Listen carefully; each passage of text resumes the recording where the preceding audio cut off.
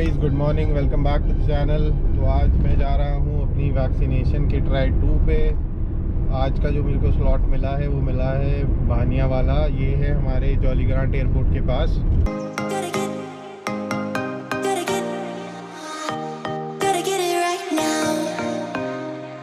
तो finally vaccine हमारे लग चुकी है और यहाँ पे तो सिर्फ 5 मिनट में काम हो गया। मैं गया, एक पहले वैक्सीन लगा रहे थे, एक सर थे वहाँ पे, उन्होंने मेरा नाम वाम मतलब क्रॉस चेक करा पूरी, वो ओटीपी जो भी आती है, उसके बाद उन्होंने मेरे वैक्सीन लगाई।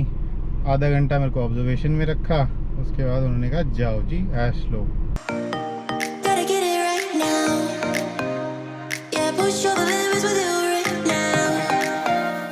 तो अभी मेरे को वैक्सीन लगाने के बाद कुछ भी ऐसा ऑड तो फील नहीं हो रहा है, बट एक वो होता है ना इंसान के मन में वहम। जैसे हमने भी सुना, अरे वैक्सीन लगवाओगे तो ऐसा हो जाएगा वैसा हो जाएगा।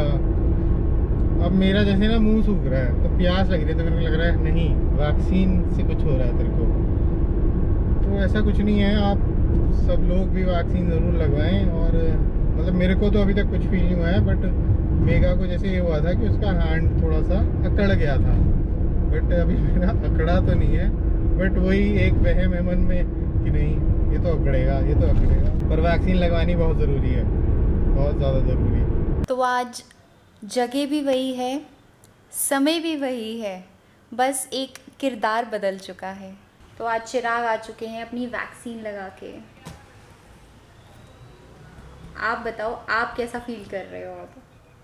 यार मेरे को तो ऐसा कुछ नहीं लग रहा कि कुछ अजीब हो रहा हो या कुछ हो रहा हो। चिराग को हाथ में बिल्कुल दर्द नहीं है, जैसे मेरे को कुछ घंटों बाद ही हो गया था। पहले मेरा हाथ इतना उठता था अब वैक्सीन लगने के बाद इतना उठता है। इतना उठता है। ये इतनी खराब है ना, मतलब इसे हुई ना ये तबीयत खराब, इतनी सेवा करवाई मेरे में ना, 2-2 घंटे सिर दबाए, पैर दबाए।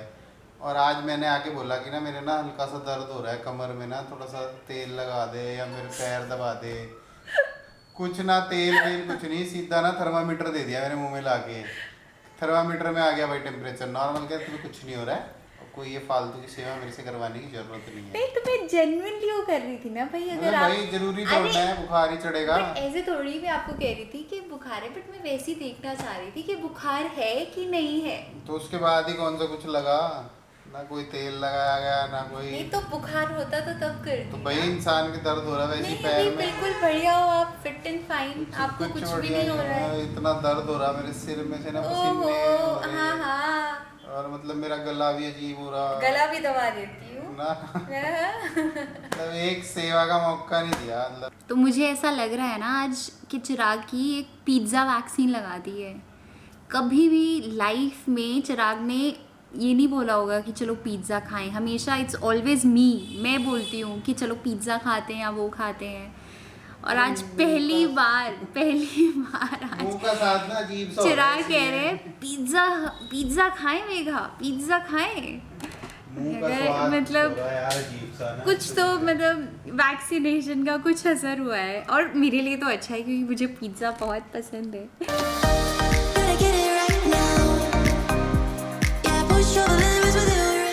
आ गया, बट वो पेप्सी की जगह ना ड्यू दे के गया।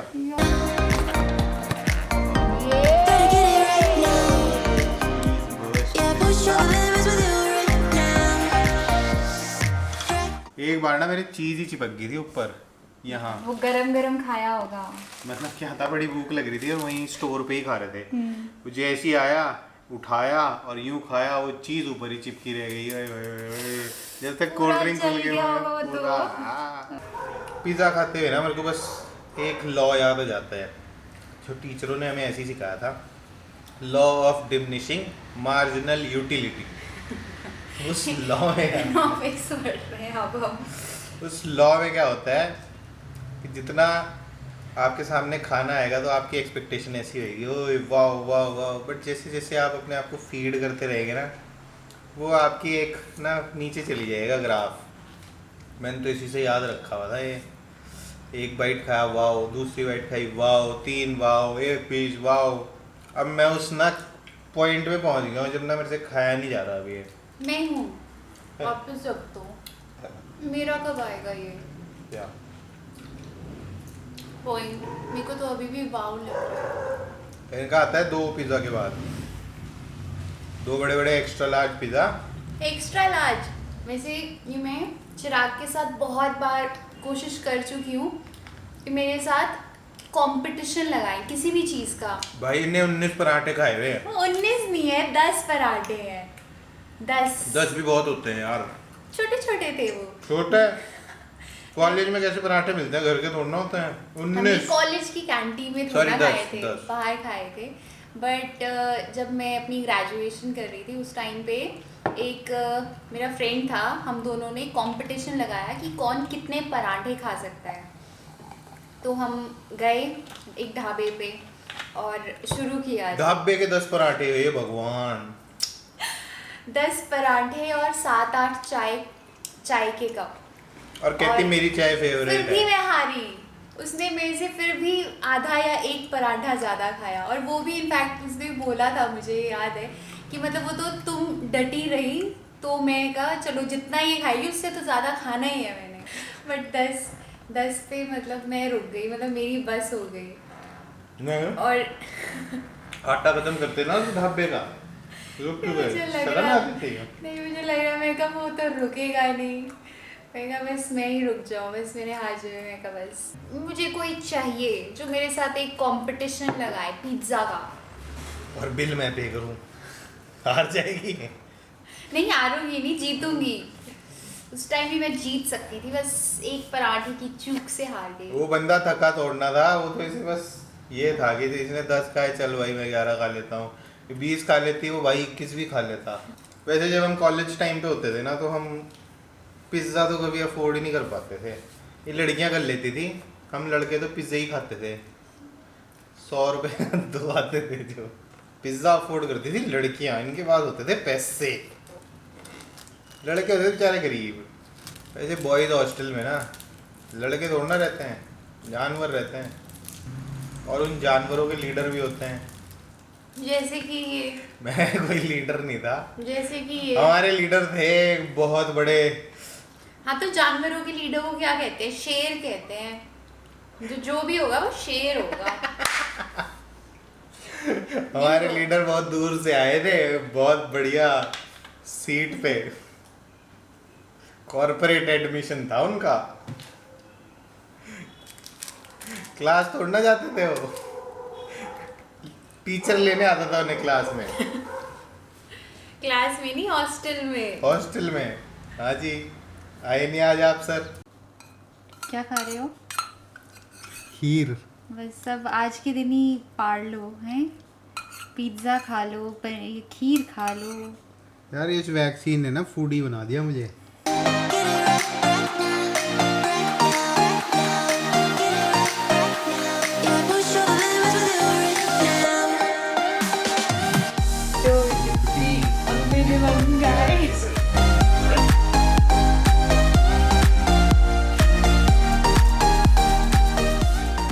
जिनका मीठा खून होता है ना, वो ऐसे तड़पते घूमते हैं, मच्छर मारते हैं।